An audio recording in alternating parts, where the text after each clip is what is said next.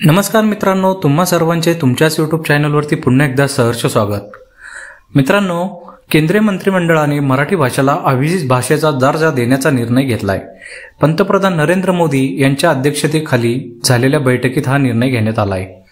मराठी भाषेबरोबरच पाली, प्राकृत, आसामी आणि बंगाली भाषेलाही अभिजात भाषांचा दर्जा मिळालाय. पंतप्रधान नरेंद्र मोदी यांनी याविषयी ट्विट केलेलं आहे. अभिजात भाषा या भारताच्या पुरातन वारशाचं जतन करण्याचं काम करतात. तसंच प्रत्येक समुदायाच्या ऐतिहासिक आणि सांस्कृतिक महत्त्व देखील अधोरेखित यामुळे होते. यामुळे हा दर्जा मराठी भाषेला मिळावा यासाठी अनेक वर्षापासून प्रयत्न हे सुरू होते. यावरती आपल्या सर्वांचे लाडके देवाभाऊ म्हणजे देवेंद्र फडणवीस यांनी त्यांची प्रतिक्रिया दिली, ती आता आपण बघूयात.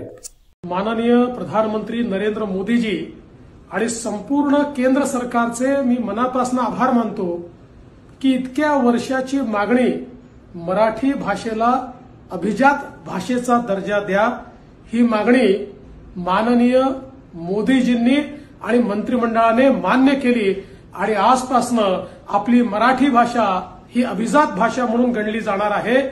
हा स्वर्ण अक्षरांनी लिहिण्याचा दिवस आहे. पंतप्रधान मोदीजी, आपले खूप खूप धन्यवाद.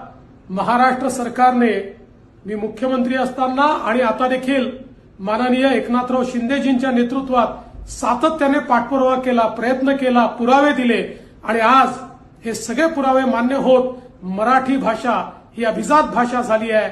महाराष्ट्राच्या 12 कोटी जनतेच्या वतीनं आणि जगभरातल्या मराठी माणसाच्या वतीनं मी पंतप्रधान मोदीजींचे मनापासून आभार मानतो.